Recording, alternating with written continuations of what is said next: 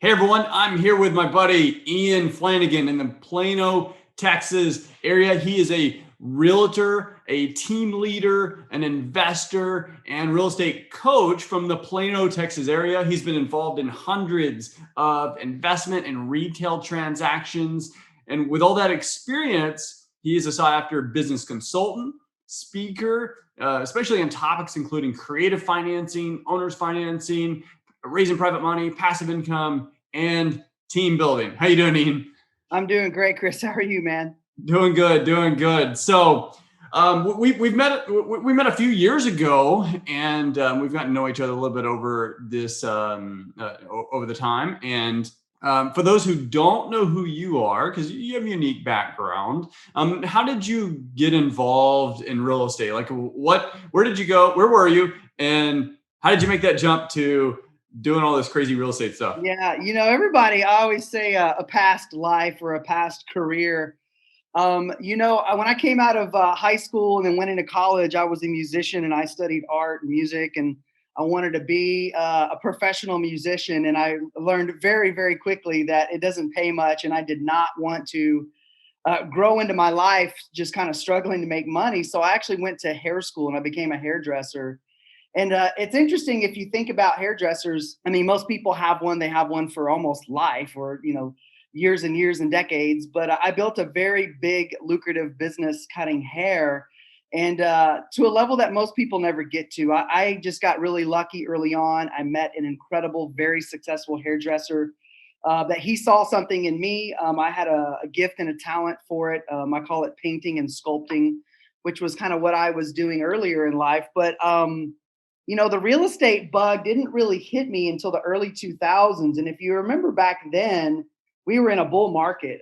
Real estate was on fire. People could walk into a bank and get a loan just for signing an application. Chris, I'm sure you remember Good those old days, times. the wild, wild west of getting loans. And that was kind of the talk of the town. And then I started reading books. My actual brother and sister-in-law gave me a Rich Dad, Poor Dad 3-book series for Christmas back in like 2004 or something like that, right in the middle of that big real estate bull run. So I realized I'd been an employee. I've been trading dollars for hours for a long time. And then I also had learned that I was self-employed, and I was basically in that kind of self-employed rat race, which was a little bit better than an employee. I made great money. Don't get me wrong. I made great money, but I was still trading my time for dollars. And just the more that I dug into it, the more that I started to see successful people, they all had their hands in real estate. So like a lot of people, I was kind of wet behind the ears. I started going to conventions and seminars and started dropping big chunks of debt on my credit cards to do coaching and all that. And I saw it as an opportunity to kind of level up my education. Krista, I'm sure that you kind of, had a similar story. That's how most people getting into the investing business. They buy a course online, or they go to an event and buy a course. So that's what kind of got me in the game back in 2004, 2005. And I bought my first house in 2006. So the rest is kind of history from there. That's amazing. So it seems like you're an artist by DNA, by design, from the music industry, playing and wanting to be, I guess, a modern day rock star, Right. to hairdressing, and that's just so fascinating to me. You probably can't Yeah. imagine how much time I spend on my hair. To now real estate, and you've created art out of real estate because you carved a good niche when you got involved with raising private money and also creating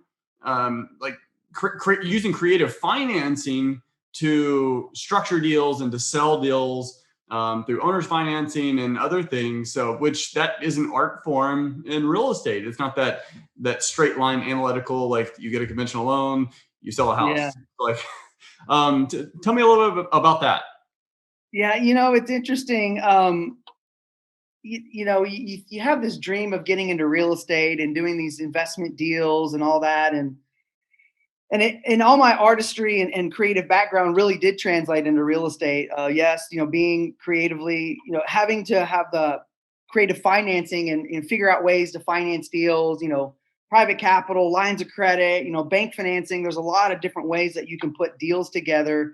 But I think that the creative side really came out mostly is when we started flipping properties. Just, I can walk into a home and I can just really look, I can vision what it would look like after we gut it, which most people can't even imagine changing the paint color, much less what a complete gut job and redoing the property. And that's kind of the vision you have to have whenever you're flipping properties. I mean, it's a really big deal. Like I've studied a lot of designers. I study a lot of photos, high res photos. I really pay attention to marketing with multi-million-dollar properties.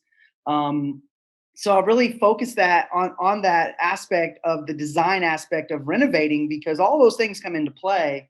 But the creative side of seller financing and all that really came in back in the early 2000. Well, I would say the early 2000s, about 2010. My partner at that time, we had about 7 flips going on at one time because we were really trying to scale that, and we had our what's handed to us because we had, I don't know, about $1 million out in private capital, and all that money was out in these properties. We were about to go bankrupt. We couldn't get the houses sold fast enough. We were using credit cards and lines of credit to pull money into our account to get these properties to the finish line. And we really had the business kind of hand to us. And then I had, really studied owner financing, but I never really applied it, right? When you're learning the business, there's so many different strategies. There's lead sources from probates to pre-foreclosures to bankruptcies and all that. At the end of the day, when it comes down to buying and selling houses, it really, regardless of where the lead comes from or what distressed asset class it falls in, it comes down to the financing, right? You have to buy the property with capital from some source. So that was the beginning of that creative financing, is really trying to put those deals together. But we needed not necessarily an exit strategy, but we needed an exit strategy that provided cash flow. So when you bought and sold the house, you still had money coming in. We dealt with rental properties, which I'm sure, Chris, you've in your rental portfolio over time, you probably get to the point where you're just like, oh my gosh, I am sick of doing this, right? It is very lucrative over time, right? When you have the debt reduction payment from the tenants and then the appreciation. It's like buying a boat, right? Your 2 favorite days are the day you buy it and then the day you sell it, right? So we started scratching into that owner financing game. So we said, you know what, we're going to get rid of these high-end flips. We owner financed a couple of them. But I really cut my teeth in the renovation business and managing crews and managing the timelines and all that. And that's a whole nother ball game, which is challenging within itself, is the management of doing the renovation projects. But once we started selling properties with owner financing, we found that we could sell them quicker. And those notes became very, very valuable very quickly. And we started stacking, in the note game, it's called the paper business, right? We started stacking paper up. And then we had a couple connections that were hedge funds. And then we started selling small tranches of our notes to hedge funds. And we were like, oh my gosh, wow, we had a big, massive return. So we could do it again. So we started not only flipping houses, we started flipping the financing as well. And we turned that into a really big business. From about 2010 to about 2016, if you guys have been in the business that long, which I'm sure some of you have been in the business for multiple decades, and some of you are newer to the business. But during that time frame, we went from a buyer's market, shifted back over to a seller's market. And what does that mean? It means that the price of real estate started to increase. And not only that, the demand for that real estate got really, really high. So in a buyer's market, there's an abundance of inventory, so you can bid and buy properties at bigger discounts because there's just a massive amount of inventory. And here's the crazy thing about that, Chris. From like 2010 to about 2013, we didn't even market for properties. We just bought everything off the MLS because there's 12 months of inventory and there's hundreds of homes everywhere. So we were very, very aggressive with our purchasing back then. We were using 100% private capital. There was 2 sources that we had, and we were getting. We even had a line of credit at 4% from a private investor, which is pretty phenomenal. I've paid as much as 18% and every interest rate in between. And then as we started to prove the model, we started to open up some banking relationships where we had a community bank in Oklahoma City that would give us 8% loans on a 30-year amortization, but we would have to put 20% down, which was fine with us because our debt payment, our principal interest payment was a lot lower, so we could get the cash flow, really have a wider cash flow, $200, $300, $400 net versus just a couple hundred. And then we started to scale that kind of all around Oklahoma. So it was an interesting run. I mean, owner financing. Anything particularly about that particular game, Chris, that you want me to dig into? Because there are so many aspects of that model and that business.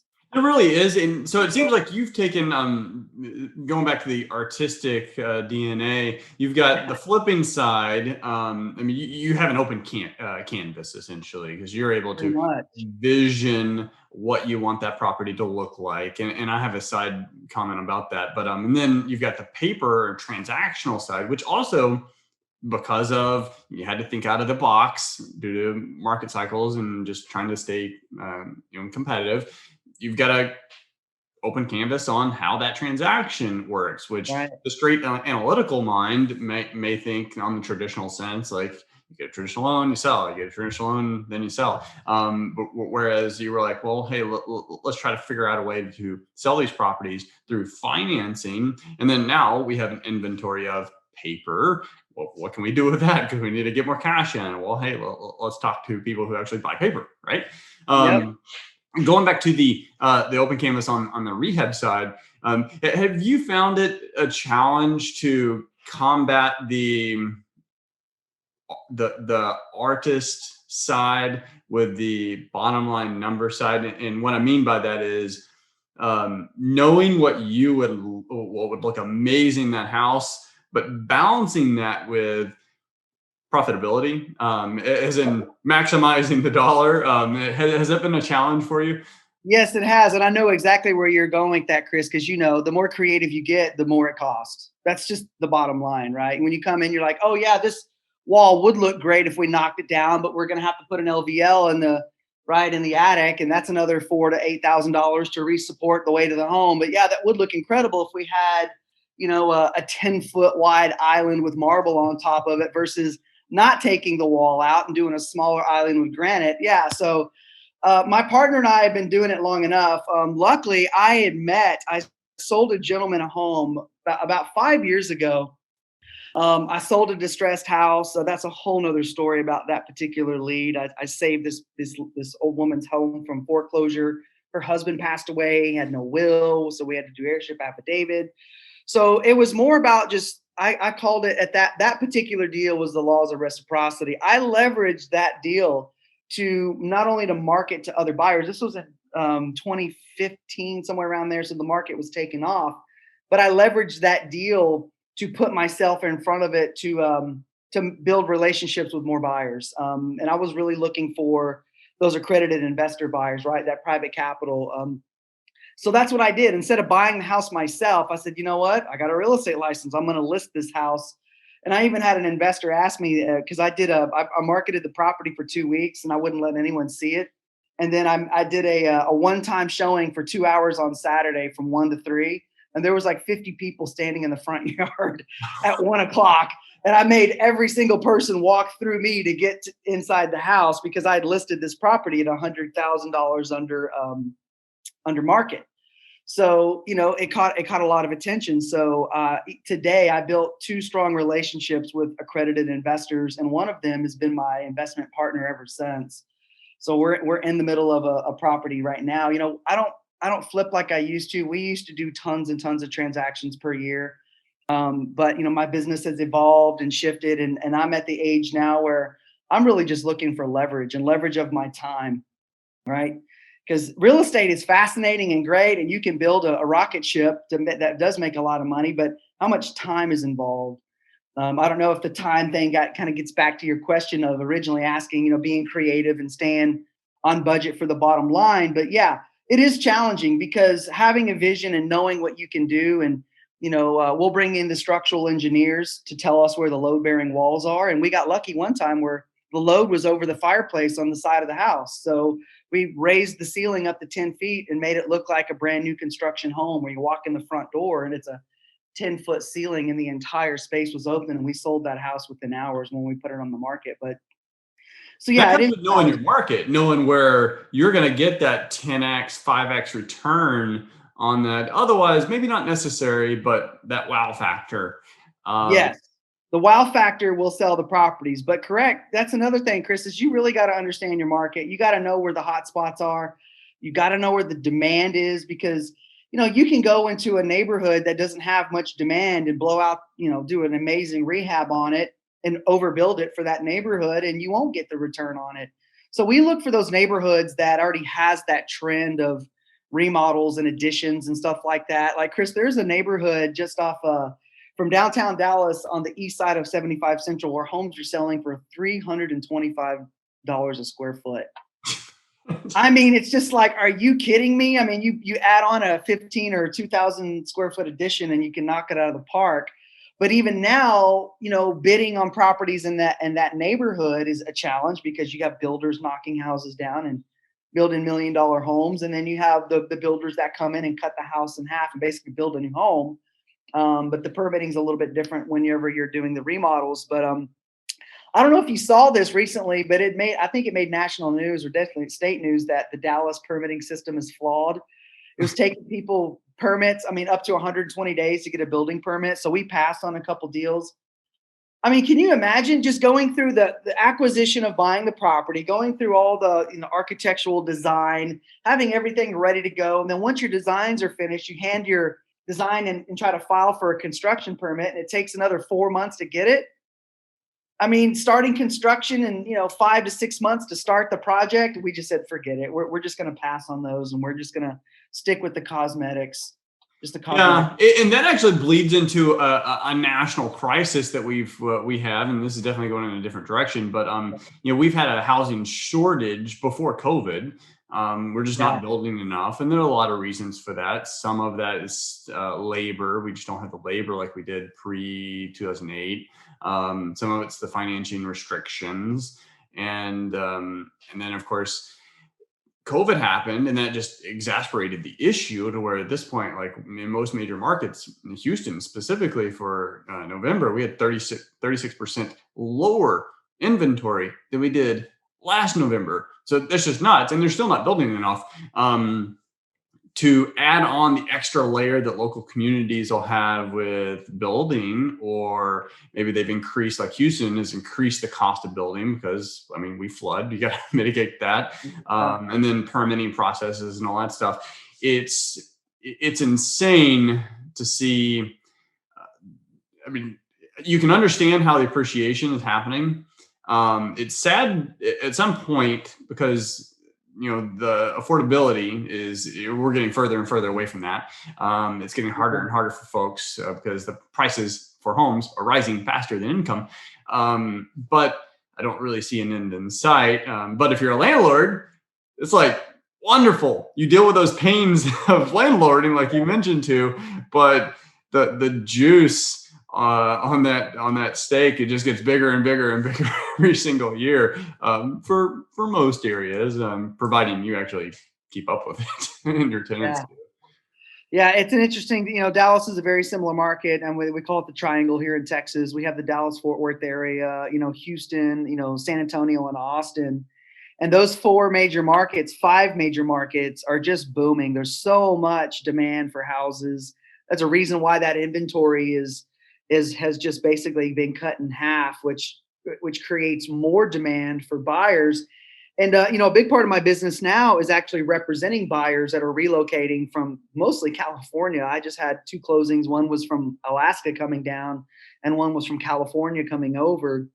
And both of them, we missed out on the first contract that we submitted. We lost, and it was a good exercise for them because it really helped prep them for the next contract, which is, all right, guys, look, buying properties right now, it's the way that we draft a contract is a strategy. And I'm glad I've had a ton of experience over the years, because I've done some wild stuff with drafting contracts or purchases.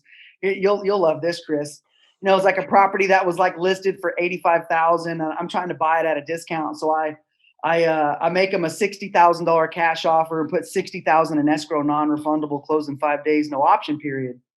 It's like, I'm putting the full amount of the purchase price in escrow, and that's the only reason someone would take a discount like that. But those are back in the early days of buying houses. That's kind of how we were rolling. When you have a lot of private capital behind you, that when you put it on the table like that, it gets deals done. But nowadays, there's so many people that have cash and have great financing for these beautiful homes, and they go really, really fast. Most of these houses in the great areas are selling within 24 to 48 hours. They put them on the market within a day or two. They're under contract. Above So price too. overpriced, yes, over asking. So here's an interesting one. My clients that came in from California, first property we made asking price. There was like, I don't know, a couple dozen offers. The agent finally sent out an email, said, we've had an overwhelming response. We're gonna choose by this time, this day. And we didn't win that bid. So it was a good prep for them on that next contract of, hey guys, look, there's some specific things that we need to write in this next agreement that's going to win us the deal, right? Because they were living in an apartment, they'd already moved, they wanted their family in a home. So one of the things was asking price. All right, we need to come in strong. So I asked them what they were comfortable with. So we looked at some data, and the data in the DFW market. Traditionally, there's about a 3 to 4% appreciation, but now we're seeing 5 to 7% appreciation. And actually, the projections over the next 3 to 5 years are more like 7 to 10% appreciation. So I showed them that data, and I said, look, within a year to 2 years, the appreciation of your home will more than cover what you're going to pay over asking today. So they were very comfortable. We went $15,000 over asking. We waived the appraisal, so we couldn't come back to them and say, hey, the appraisal came in under our contract price. We try to renegotiate, because remember, we're trying to win the deal. We increased the option fee to $500, non-refundable $500. Obviously, that gets credited back at closing. But we put more money in the seller's pocket, and we removed any contingencies. So we didn't ask them to pay for any of these extra stuff. We didn't, have all these contingencies in the contract to back out, and we won the deal. So it's a very different market now, which is great if you're on the investing side. Like, I can't wait till we sell our next flip, because when we put those properties on the market, they're beautiful, they're brand new, they're ready, they're move-in ready, and the people don't need to touch them. Those are the properties that go fast. So yeah, it's a very interesting market right now. So there's always strategy to purchase, there's strategies to sell, and when you're representing clients, there's strategies on how you can draft those agreements to make them the most attractive. So you win the deal, and you don't have to submit 5 offers on 5 different properties, right? So it's an interesting market. I'm sure you're seeing the same thing where you're at too, Chris. Absolutely. And you've touched on something that I think most investors completely ignore, and that's the retail side. So most investors, if they're doing anything retail, it's their own inventory. But you made an example where you actually just listed one for a client. So this is one that you didn't buy. Can you share a little bit about the value proposition that you as an investor, from an experience standpoint, can have for homes that you may be interested in, but it's not going to work for you personally, but you have a license. Like, you can still help them. It's just most investors choose not to. What are they Yeah. missing out on by not helping those folks? Yeah, I ended up getting a license by default because, number one, we had 2 brokers that ran our dispositions in 2 different markets, and there was a lot of properties that we purchased off of the MLS, and obviously selling all those. But then I had a lot of people that I was referring business to. So me as an investor primarily got my real estate license for referrals. And over time, it's kind of evolved. And I'm so glad I did get a real estate license for all the other things I'm involved in today. But, I think that there's so much misinformation out there. Like, one of the things that I've heard over and over is investors will tell other investors, oh, you don't want to get a real estate license because you're more susceptible to lawsuits. But I have the opposite opinion of that, because I've actually really enjoyed getting a real estate license, because real estate is a lifelong education. And I don't care how many houses you've flipped or done, there's always something to learn, and you have to be a student of the game on a daily basis. So me getting a license actually leveled up my education. It leveled up my professionalism. It required me to operate my business at a higher standard, because investors will not disclose certain things to get deals done. And when you hold a real estate license, you learn that you have a fiduciary responsibility to your clients, and set your own interests aside, regardless of how much money is involved in those transactions. But and Chris, and you know this because you have a thriving business, and you have a lot of faith too. But what I've realized is just really helping people, regardless of what their situation is, has led to more abundant business over time. And it's just like that with any other industry or business, right? A scarcity mindset is only going to get you so far. Having an abundance in your life and an abundant mindset will take you places that you couldn't even imagine that you've gone. So, You but I give think you so much more options too. And here's my response to the investors who are like, oh no, it's going to hinder you or whatever. I'm like, look, it's illegal to do illegal stuff anyway, with or without a license. You can't break the law. yeah, Now, there are certain ethical standards that, as realtors, we have to uphold. But here's how I flip the switch on them, Mr. and Mrs. Seller. I'm licensed by the state of Texas. I've got a background check, and I have to uphold a certain amount of ethics. I'm not some guy who just took a weekend boot camp trying to lock up your house and sell it to the next guy and profit $30,000 off of it. I'm here to actually find a solution that works for you. And at that point, we can have a conversation to figure out where that goes. Maybe it is we buy it. We bought a lot of houses. Maybe it's we help them get it sold because they need a little bit more for whatever reason. So yeah, it's funny you've had that same experience, but the referrals and that I had my assistant do the math in 2018. Every deal, I was like, hey, every deal that we bid on and we did not get, I want to know what happened to them.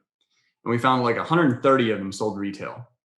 So I was like doing the math. I was like, okay, I don't know what normal agents, I don't know what their closing ratio is, but if we close 30% of those based on the median price that we're buying at, like how much commission? It was 200 grand in gross commission. I'm like, okay. It's left on the table just because you didn't have that option. Yeah, just because I didn't ask them. I'm like, I'm in these people's living room. Like, why am I not choosing to help them in the way that they want to be helped? So it was a mindset shift, and it's been lucrative. It was actually a little difficult changing that hat just because I wasn't used to wearing it. But once you get used and changing the thing of, hey, how can I buy this house as cheap as absolutely possible to, hey, how can I help them? Yeah. And that's the change in mindset. Once you've been in business for quite some time, you realize that, if you do get that opportunity to sit down in somebody's living room, right? It can be a 2, 3, 4 hour appointment sometimes. Sometimes it takes multiple times. It's just building that rapport. I call that when I was doing our consulting and I was traveling around the country, we would do boot camps. And on a 3-day boot camp, I would spend 1 hour just on this one topic. And it was called the psychology of the negotiation. And I was basically teaching and walking people through the process from the moment you start talking to somebody. You're not trying to throw numbers at them, right? It's building rapport, empathizing with their situation, right? Finding out what they're trying to accomplish, finding out what their challenges are. And there's some psychology about that, because if you've ever read any sales books, if you're trying to get somebody to accept what you want, you're selling them. And then the vice versa. If they're trying to get you to accept what they want, they're selling you, right? Sell or be sold, which is a great book by Grant Cardone.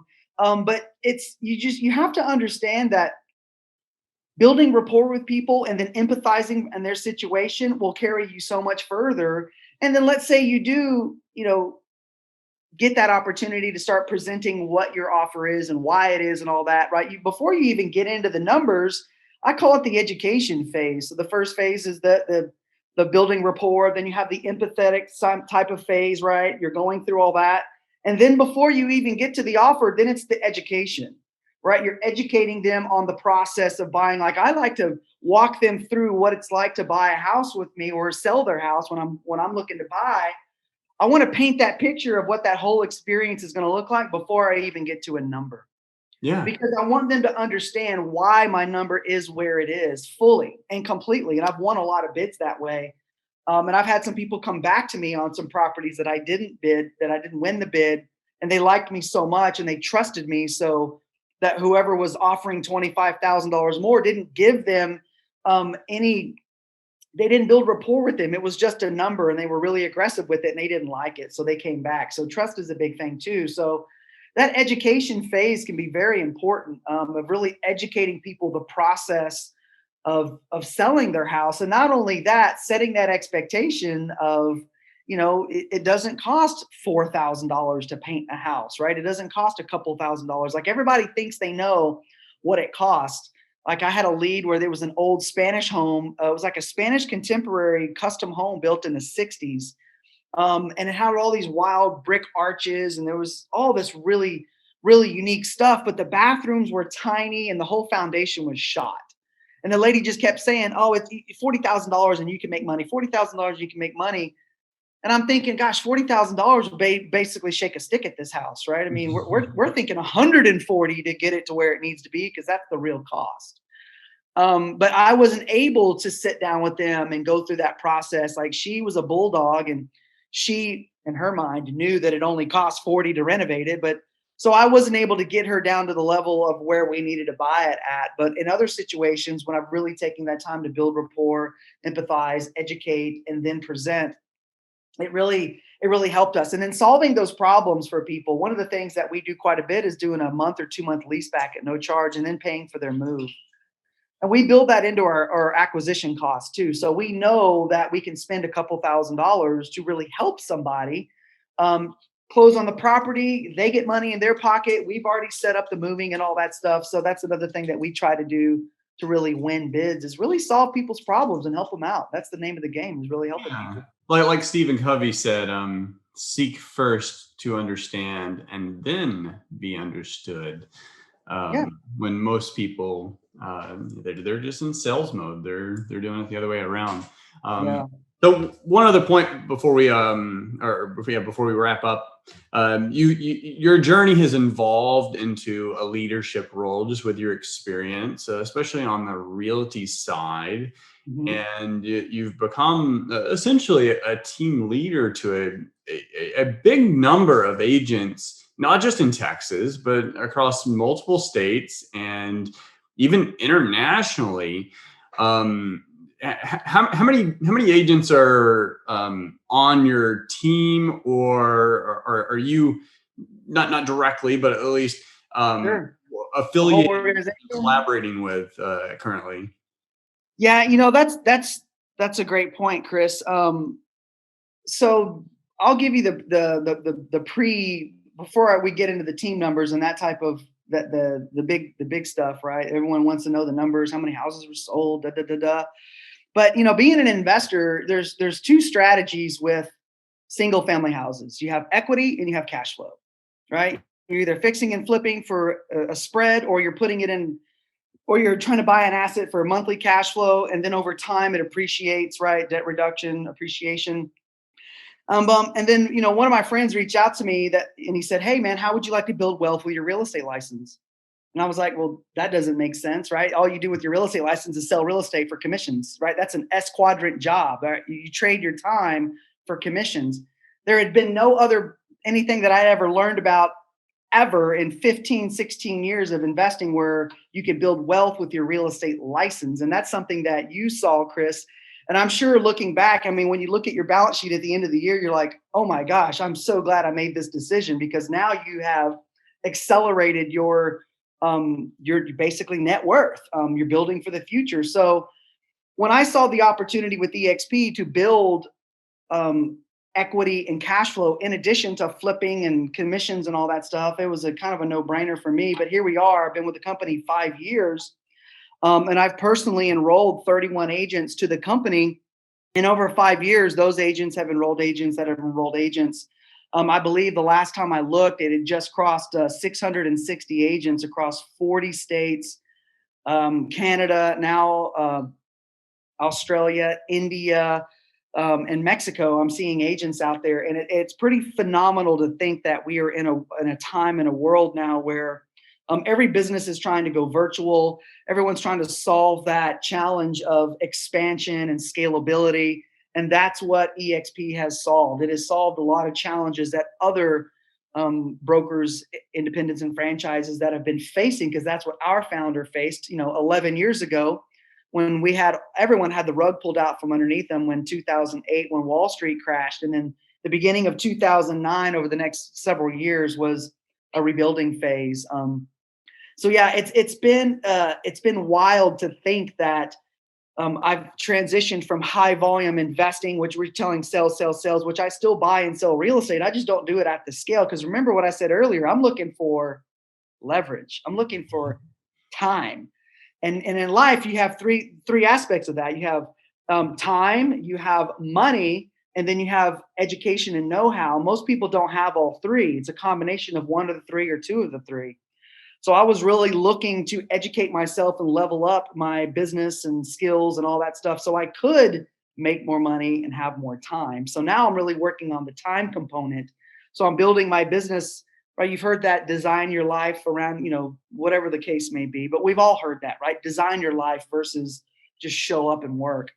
So yeah, I haven't looked at the final numbers. I know that my organization as a whole closed over 1,000 transactions. Which I have to pinch myself because it's growing at a rate of about 8 to 10% per month.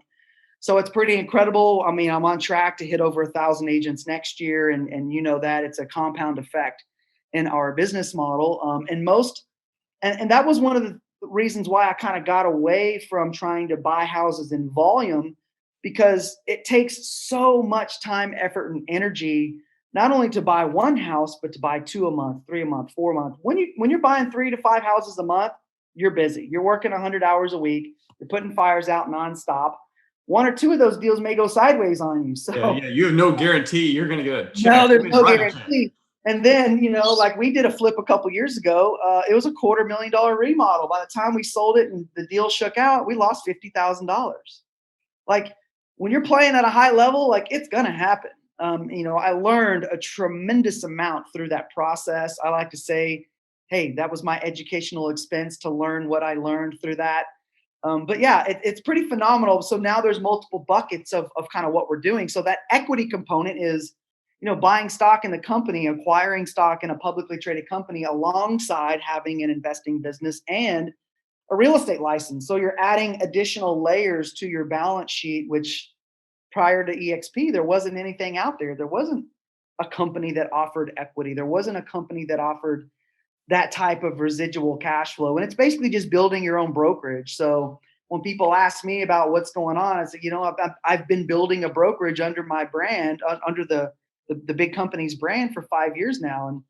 And I mean, they're closing over 200 transactions a month. And it's pretty phenomenal to think that, that's happening in my business. And I know it's happening in your business, and it's happening for thousands of others of agents in our company as well. Yeah, because they didn't only solve the problem of the brokerage, but it was the individual agent's inherent need, and not just agent, this is just everyone, inherent need to build and save for their own retirement. And for the first time ever, agents now have the ability to build wealth and build passive income, and they don't have to look at any other investment vehicles. They should. You should buy rental properties. You should go out and buy mutual funds and maybe do other things, but you don't have to. And unfortunately, most people won't. They're only going to do whatever their company provides. Unfortunately, in the real brokerage industry, there are no options. Nope. You're just a self-employed, keep what you kill, and bad years, so sorry, great years, hope you saved. But we have that ability to build wealth and passive income, and it's amazing. Yeah, I had a really close friend of mine, and she's like more of my wife's personal friend. I've known her for a very long time. She's an agent. She's over at a flat fee shop. I talked to her a few times over the years, and she's just not interested. And that's fine, right? I mean, people don't move their license from brokerage to brokerage. They move their license to join people. Because what we've realized is if it was just about the money, then everyone would be over at EXP, because there's no other financial opportunity quite like it if you hold a real estate license. But she's always been very happy where she's at. So we had a kind of an in-depth conversation a couple weeks back, and we were talking about business and this, and she said, yeah, a couple months ago, I thought that I was going to have to go get a job Basically meaning that her real estate business had come to a screeching halt, right? She wasn't selling. And that tells me she didn't have anything else coming in.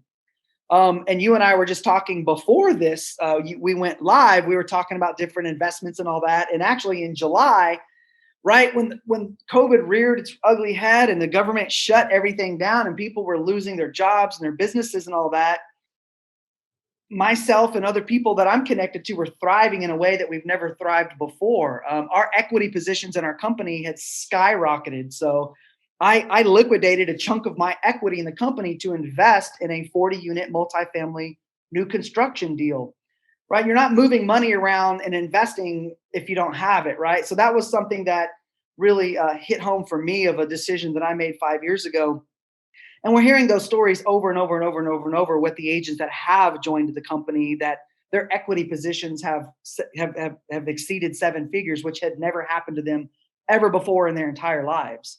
So there's definitely some great things to look at, with health insurance and then the iBuyer platform, but not only that, just a technology and a cloud platform that allows you to expand and grow your business without the overhead and without the cost. So it's very innovative, and we're very happy and very proud of it. So yeah, we can talk about that for a whole nother, a day or so. But yeah, it's fun. And I mean, you're excited because it's changed your life and it's changed your business and right. It did. opportunities. And you're one of the many. It's done that for us, and it's done it for folks that I've brought on board, both new agents and experienced, and thousands of those people that I haven't met, but it's changed their life. And that's a testament to the vehicle. And then in addition to the vehicle, it's partnering the right person with the right goals in mind, that they can take a vehicle and drive it down the road. So, all right, man, this has been fun. Looking forward to having you at this summit, January 15th. How can people reach out to you if they want to connect, say hi? Maybe they're in the Dallas area and they're looking to buy a house. I'm a pretty much open book. I mean, just like everybody else, Facebook and Instagram and LinkedIn, all those different spots. I love spending time on YouTube. So, Ian Flannigan, just throw the name in there. You'll find me somehow. Right. All right. Yeah, we'll drop a few of those in the show notes. So appreciate it, Ian. Look forward to seeing you again soon. Yeah, buddy. Can't wait. All right. Take care.